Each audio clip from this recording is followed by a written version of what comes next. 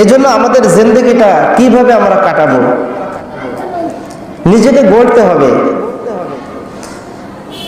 এই নিজেকে গড়ার জন্য সর্বপ্রথম যে কাজটা, সেটা হলো মা বাবার দায়িত্ব, যে আপনার সন্তানকে প্রথমে কি করা, দ্বীনি শিক্ষায় শিক্ষিত করা।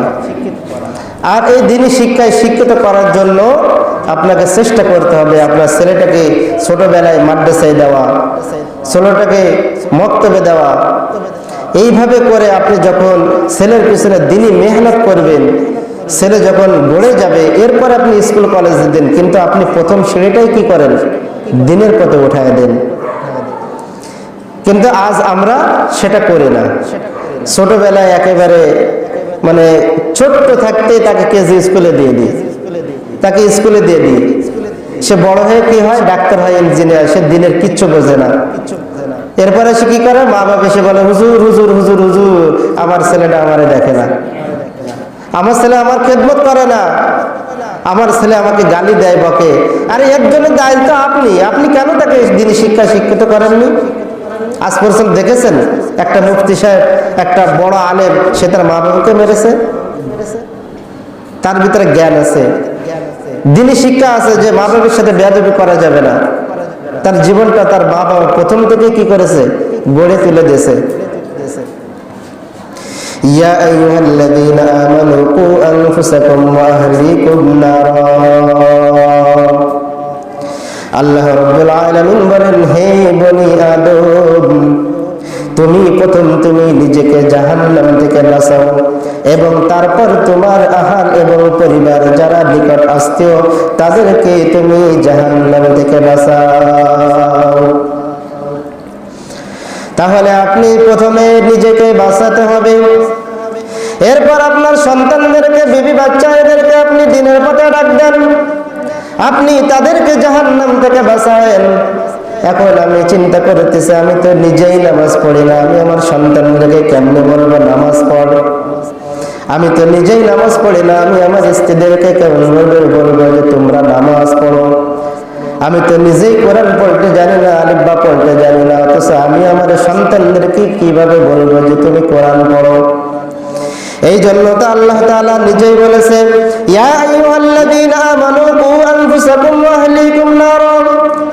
হে বনি আদম, হে মানুষ, প্রথম তুমি তোমার নিজেকেই জাহান্নাম থেকে বাঁচো। তার মানে তোমার নিজে আগে আমল করো, এরপর তোমার সন্তান, তোমার স্ত্রী, এরপর আত্মীয় স্বজন, তাদেরকেও তুমি জাহান্নাম থেকে বাঁচাও। নবী করিম সাল্লাল্লাহু আলাইহি ওয়াসাল্লাম হাদিসে পাকে বলেন, যখন সন্তানের বছর 7 বছর হয়ে যায় তখন তাকে নামাজের হুকুম দাও, এবং তার বয়স যখন 10 বছর হয়, এই 10 বছর পর্যন্ত তাকে, এই 3 বছর তাকে তালিম করো। বাবা নামাজ পড়ো, কোরআন হাদিস পড়ো, এটা করো এটা করো, ভালো কাজের হুকুম দাও। এরপরে 10 বছর বয়সেও যদি সে নামাজের উপরে না ওঠে, তাহলে হাদিসে আল্লাহ নবী বলেন তাকে প্রহার করে হলেও তাকে নামাজি বানিয়ে দাও। আজ আপনি আপনার সন্তানের দিকে তাকিয়ে দেখেন, আপনার সন্তান 7 বছর বয়সে মসজিদে যায় কিনা, 10 বছর মসজিদে যায় কিনা। আমাদের সমাজে এমন তো মানুষ আছে 40 বছর 50 বছর হয়ে যায়, সে কিন্তু নামাজ কি জিনিস সে জানেও না। আছে নাকি নাই? সে জীবনে কখনো মসজিদে যান না, তার অবস্থা কি হবে? তাহলে আল্লাহ নবী বলেন 7 বছর থেকে 10 বছর পর্যন্ত তাকে বলো, তাকে তালিম দাও, এরপরে তাকে প্রহার করো, তারপরেও তাকে নামাজের তালিম দাও, নামাজের ভিতর উঠাইয়া দাও। অথচ আজ আমরা সমাজের বুকে তাকিয়ে দেখেন, এক গ্রামে মানুষ যদি 500 জন তাকে নামাজ পড়ে মাত্র 5 জন, বাদ বাকিগুলো কই? এমন হতভাগা বাবা, তোমরা শুনে নাও, তুমি যখন জান্নাতে যাবা কিন্তু যেতেই পারবা না। তুমি মনে করতেছো আমি নিজে আমল করিয়া করিয়া জান্নাতে যাব, না না। যখন বাবা সন্তানকে যখন এমন ভাবে তালিম দিবে না, বাবা এরপরও যদি আমল করিয়া যদি জান্নাতেও হয়ে যায়, ওই সন্তান পিছন থেকে বাবার জামা ডাকলে ধরবে, বলবে আল্লাহ, আমার বাবা আমাকে কখনো নামাজ শেখায় নাই, রোজা শেখায় নাই, কোরআন শেখায় নাই, আর সে নিজে আমল করে জান্নাতে যাবে তা হবে না। যে বাবা আমাকে নামাজ কালাম শেখায় নাই, আমাকে জাহান্নামের পথে ঠেলে দিয়েছে, অতএব আমি সন্তান বাবাকেও জান্নাতে যেতে দেব না। বলেন নাউজুবিল্লাহ। তাহলে আপনাকে কি করতে হবে? সন্তানকে দিনের পথে উঠাইতে হবে। আর এর জন্য আপনার সর্বপ্রথম দরকার হলো আপনাকে ওই সন্তানের তালিম দেওয়া। আর ওই সন্তানকে দিনের পথে যখন আপনি উঠাইবেন, এর জন্য আপনার সর্বপ্রথম যে চেষ্টা, সেটা হলো একজন কোরআনওয়ালা মা ঘরে আনতে হবে, ঠিক কিনা? মা যদি কোরআন পড়তে জানে, মা যদি হাদিস পড়তে জানে, ওই ঘুমের সময় সন্তানকে তা পড়ে পড়ে সে ছোটবেলার থেকেই মুখস্থ হয়ে যায়। যখন সন্তান নামাজ পড়বে না, মা বাবা যখন দেখবে যে আমার সন্তান নামাজ পড়ে না, সে কিন্তু তাকে বলবে, কেননা বাবা নামাজ পড়ে, মা নামাজ পড়ে, সন্তান নামাজ পড়ে না। এভাবে যখন 5 দিন দেখবে, 5 দিন বলবে, অটোমেটিক কিন্তু একদিন সন্তান মসজিদে চলে যাবে নামাজের জন্য। মা চলে যাবে মায়ের পাশে নামাজ পড়ার জন্য, কেননা সে নিত্যদিন দেখতেছে আমার বাবা 5 ওয়াক্ত নামাজ পড়ে মসজিদে গিয়ে, আমার মা সেও যাই নামাজ বিছায়া প্রতিদিন 5 ওয়াক্ত নামাজ পড়ে। যখন দেখবে সন্তানকে যখন বলবে, বাবাও যখন সন্তানকে বলবে, একদিন দেখবেন বলতে বলতে ওই সন্তানও নামাজের পথে উঠে যাবে। আর যার অন্তরের ভিতরে কোরআন আছে, সে তো আল্লাহর রহমতের ভিতরে থাকবে। সে বড় হইয়া যখন দেখবে আমার মা বাবা, আমি তো জানি মা বাবাকে কষ্ট দেওয়া যাবে না, সে দেখবে যখন আমি আমার মা কারণে যখন মা বাবা কষ্ট পাবে না, সে কিন্তু মা বাবার খেদমত করবে। সে কিন্তু সব সময় চাইবে আমার এমন কোনো কাজ বা কর্ম যেন না হয় যার কারণে আমার মা বাবা কষ্ট পেতে পারে। অথচ আজ আমরা মা বাবা অনেক ভুক্তভোগী।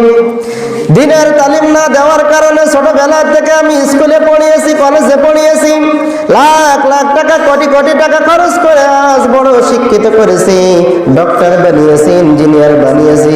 যখন সে টাকা পয়সার মালিক হয়, এমন কুলাঙ্গার সন্তান আমাদের জমিনে আছে। টাকা পয়সার মালিক হওয়ার পর ওই মা বাবাকে দেখে না, তাকে বৃদ্ধাশ্রমে রেখে আসে।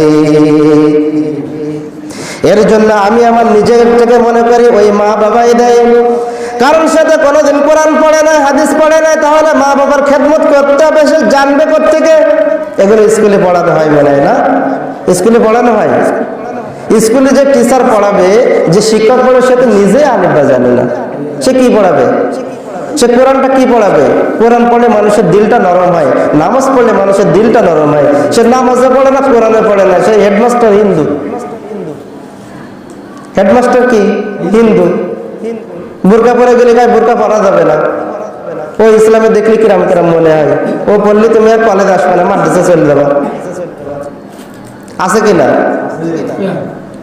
আবার সেও নাকি মুসলমান। তুই মরে গেলে কোন জায়গায় যাবি? তো কবরও জায়গা হবে না। ওই যখন ইমাম যাবে নামাজ পড়াতে, সে বলবে যখন ইসলামের বিরুদ্ধে কথা বলেছে, তোমার জায়গা আর হারে নেই, তুমি শ্মশানে যাও। ঠিক কিনা? এটাই করা উচিত।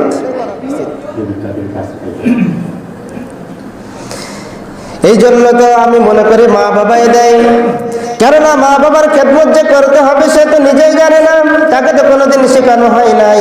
সে সকালবেলা উঠে দেখে 10টার সময় উঠে চা নাস্তা করে, এমন ভাবে করতে করতে সে যখন বড় হয়, টাকা পয়সা যখন সে আটে ইনকাম করে, তখন সে সুদ খায়, ঘুষ খায়, তার জীবনটা হারামের ভিতরে দিয়ে অতিবাহিত করে, যার কারণে তার পুরো শরীরটাই হলো জাহান্নামী হয়ে গেছে।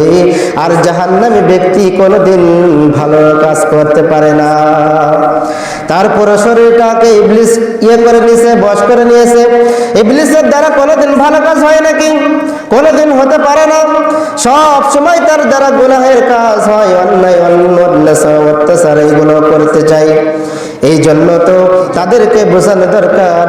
ওই সমস্ত মা বাবাকে আমি বলবো, যারা ছোট ছোট আছে, আপনার সন্তানদেরকে সর্বপ্রথম দিনী শিক্ষা দান করে দাও।